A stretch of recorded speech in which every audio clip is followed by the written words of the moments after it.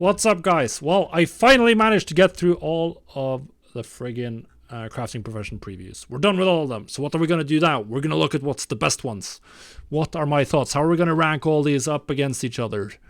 And what's my setup? I'm going to show you what I'm planning to go into the expansion with. Wrath Classic. Let's go. Now, one tiny disclaimer, we'll cover this a little bit later as well. Frozen Orbs, big question mark. They were never BOP in original Wrath, is what I've found now. They have been BOP on the Wrath beta. I'm going to assume, for the ranking, I'm going to assume that they're not BOP. That you have access to crafting with them, essentially. So you can use all of their crafting professions at like peak gold making efficiency. If they remain BOP, that's obviously going to change the ranking, particularly if you're planning to do this on lower level crafting alt. Level 68 is the perfect level. That's when you can get access to Northrend and get max level professions. So that's a big question mark. So hopefully we can use them. Hopefully we can all buy them on the auction house. That's what I'm hoping for. But we don't know. Either way, we'll start at the bottom. Engineering. I'm putting this in C tier. It's not useless, but it is the worst gold making profession overall, in my opinion.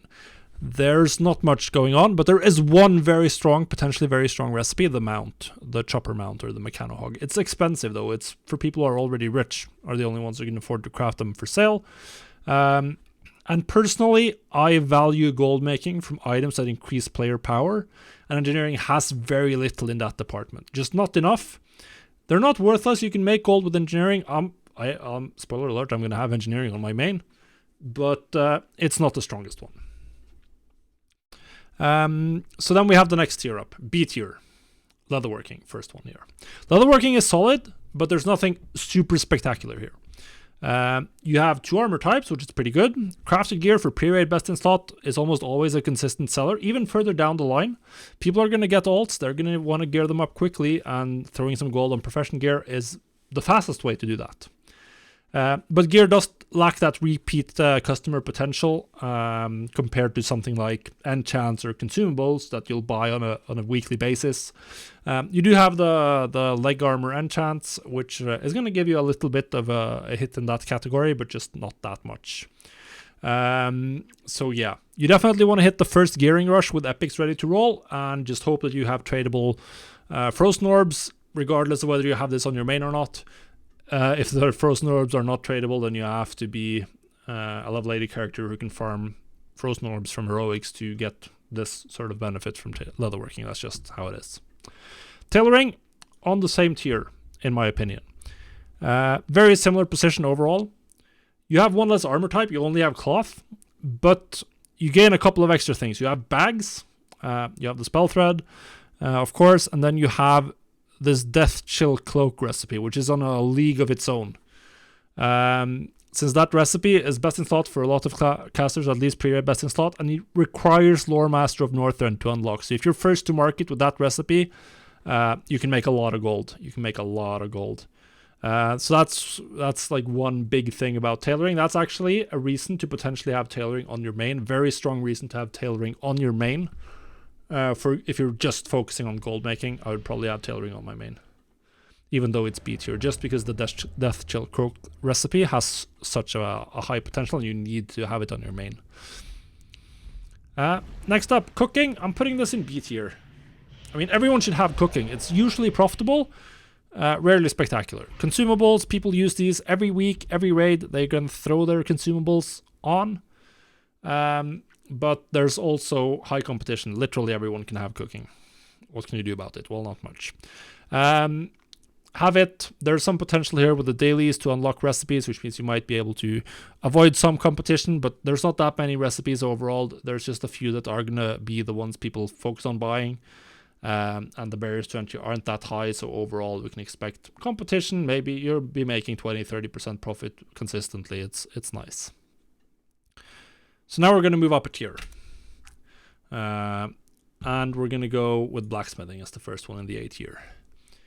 The reason why Blacksmithing is obviously in a very similar position as Leatherworking and Tailoring. You mostly have armor, but then you have the one big category of items that's better than armor, and that's weapons.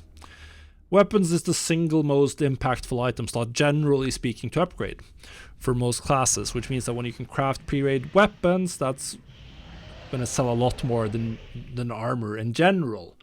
And then blacksmithing also has consumables in the form of weapon stones, and of course, alongside tailoring and leatherworking, you have an enchant in the form of the belt buckle. So all in all, that puts blacksmithing a cut above leatherworking and tailoring, in my opinion, just because weapons are so good. But obviously, once again, we are completely relying on the availability of frozen orbs to craft these weapons. So if they're not tradable, then blacksmithing will tumble down the list as well. So next up, enchanting is also in the 8th tier, in my opinion. Enchanting is a great gold making profession. You can do shuffles, you can sell the enchants, and that's pretty much it. But enchants are always in demand. People need enchants every time they get an upgrade. If they enchant the old item, then they probably need an enchant to make sure the new item is an upgrade in most cases. Weapon enchants, usually the biggest ones, but overall enchanting is looking pretty good, in my opinion. In Wrath, you finally get vellum, so you can sell them on the auction house. Which means that I'll finally be using enchanting in Classic, because I have not been bothering with enchanting so far. If you have to sell in trade chat, then just not for me. Now you can enchant the vellums and you can sell them on the auction house, and well, it's finally good. It's finally good. It's very good. So now the last 3 are going to be in the S tier. And we're going to start with my old favorite, Jewelcrafting. My favorite gold making profession is the classic variant of Jewelcrafting. It was extremely profitable in TBC.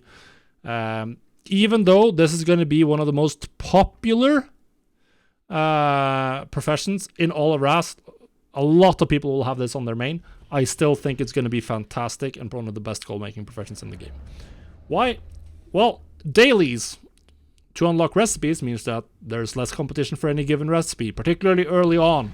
People won't be able to compete with you on every recipe. They'll be able to compete on 1 or 2 until you all unlock all the recipe. That's going to take a while. Secondly, time consuming and risky. That's what prospecting is. It's boring. Most people hate it.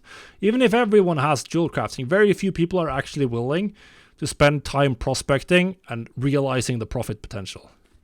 That's just how it is. It was fantastic in TBC. I'm expecting it to be fantastic again. I don't care if it's popular. I'm having this on my main. It's the bee's knees. All right. Our new kid, Inscription. Glyphmus. Well, not so far. Glyphs are profitable. But yeah, Northern Research is coming with Wrath Professions, which means that a lot of new major glyphs are gated behind research, which means that you might be the only one with the best in slot recipe on day 1 for a certain class or spec. If you think you're going to sell a lot of them then at a very high price, yes, I can guarantee you that you will. And then on top of that, like long term down the line, people are going to buy glyphs every time they respec. A lot of glyphs that we're selling for 10 silver, they've already started recovering on the pre-patch. And once Wrath is out and people have more stuff to do than just repost the current glyphs, I expect glyphs to be very profitable. Down the line, probably you're going to stabilize at making like 3 to 10 gold profit per glyph. But that's a lot of gold per glyph. That's a very high profit margin. And that's very good in my opinion. And then on top of that, you get the Dark Moon decks. Renowned market for all gold makers. Traditionally, consistently, in almost every expansion where we've had Dark Moon deck crafting, it has been the most profitable gold making method for the initial gearing rush. And the icing on the cake, you can get literally all of this at level 68. You don't need to level your scribe at all. So if you don't already have a level 68 scribe with max inscription, I mean, go get one. Seriously. Last of the S tier, Alchemy. Consistent strong demand week in, week out. With the old auction house, you can sell your consumables in varied stack sizes. You actually have more stack sizes now with a lot of consumables stacking up to 20.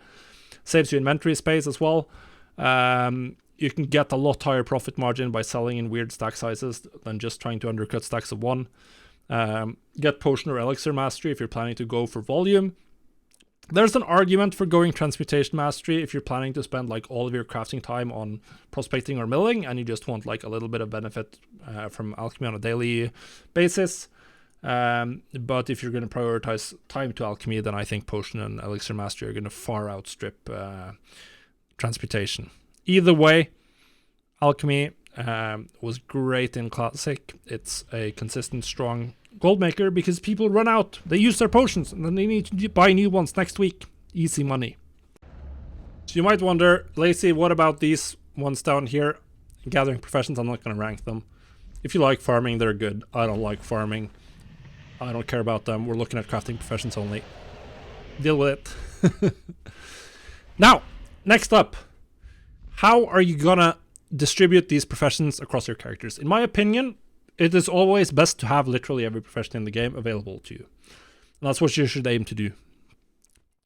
Now, in Wrath, you can get a surprisingly large part of the benefit of most of these professions at level 68. Depending a little bit, of course, on what they do with Frozen Orbs. Are they going to be BOP or not? If they're BOP, then yeah, Blacksmithing, Leatherworking, Tailoring will pretty much need to be on a main, or at least a character that you level to level 80 and do heroics on to get significant value from. So if they are BOP, then these are really only good if they're on your main. But there are a couple of others that are good regardless. Inscription, Alchemy, and Enchanting, they're perfect. Level 68, you can get pretty much everything that matters from a gold making perspective with all of these three professions. With very little work. So these are all professions that everyone should have. You should get a level 68 character. If you haven't already, just level a Death Knight and you get 2 extra profession slots. That takes you a really short amount of time. Jewelcrafting, in my opinion, this should be on your main. The dailies for unlocking recipes will be a lot faster on a level 80 character with Epic Flying in Northrend. You can do them on a lower level one, but you'll waste a lot more time traveling because you can't just fly from Dalaran to like Ice Crown and kill mobs. You have to fly to lower level zones which are on the other end of the continent. If you want to absolutely min-max for gold making, in my opinion, Jewelcrafting Tailoring is actually the best combination for your main. Specifically due to the Death Chill Cloak recipe. The profit potential if you're first to market here is just absolutely insane. So that's the best for your main, considering that most of these others are just as good on a level 68 character. Like you could also consider Blacksmithing if things are BOP, and Jewelcrafting Blacksmithing on your main, probably the best gold making, either Jewelcrafting Blacksmithing or Jewelcrafting Tailoring, and then having these on the level 68. Because there aren't that many recipes gated beyond level 80. At least not the ones that matter from a gold making perspective. So that's pretty much it. So this is my main, my Death Knight. I'm going to go Engineering Jewelcrafting on my Death Knight, just because it's the best installed PvE setup. I'm going to lose out on a little bit of gold making efficiency by not taking Tailoring or Blacksmithing instead of Engineering. But Engineering is just too valuable in other aspects of the game. Like Rocket Boots are just too good in my opinion. Now, one thing to keep in mind, players need to hit max level and start getting gear with sockets before the jewel crafting prices take off, so just don't expect to make tons of gold like day 2.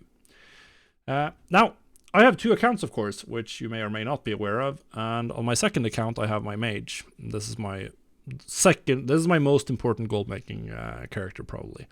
I'm running Enchanting Inscription on this one. The reason why I'm not doing Inscription Alchemy is simply because I already had Alchemy leveled on another character, and I didn't want to do Inscription on that one. So this one is Enchanting Inscription, and it's going to be level 68. It's level 68. It's enough to get into Northrend and train Northrend professions. I'm not going to do anything more with it level-wise. Just going to level Inscription day 1, day 2 of Wrath. As soon as I can get the herbs, I'll be leveling Inscription and Enchanting. And I expect to spend a lot of time gold making on this character. This is where we're going to get a lot of gold. Then we have my Rogue, level 68 Rogue. Going to stay level 68, my old classic main. Alchemy Blacksmithing. We're going to do Potion Mastery for the big gold potential.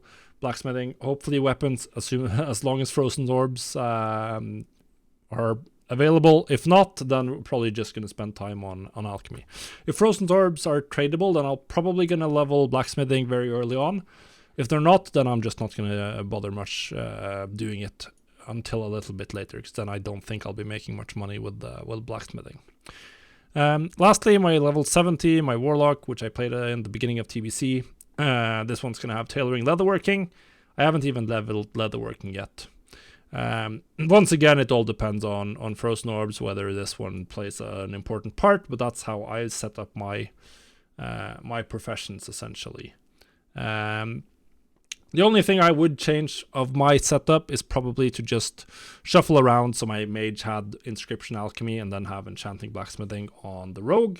That way it follows the tier list perfectly. Honestly, I have no idea why I didn't do that, but whatever. It doesn't matter much. It's not going to have a huge effect on efficiency at all.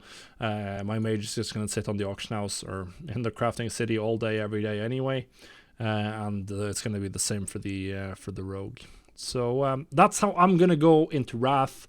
I'm super excited. Hopefully this helps you set up your professions on the right setup. The one thing to remember from this video, the most important thing, if you don't already have a level 68 character ready with maxed out Inscription and either Alchemy or Enchanting or Jewelcrafting, then you are griefing your gold making potential. Go get your level 68 scribe and go make a lot of gold in Wrath.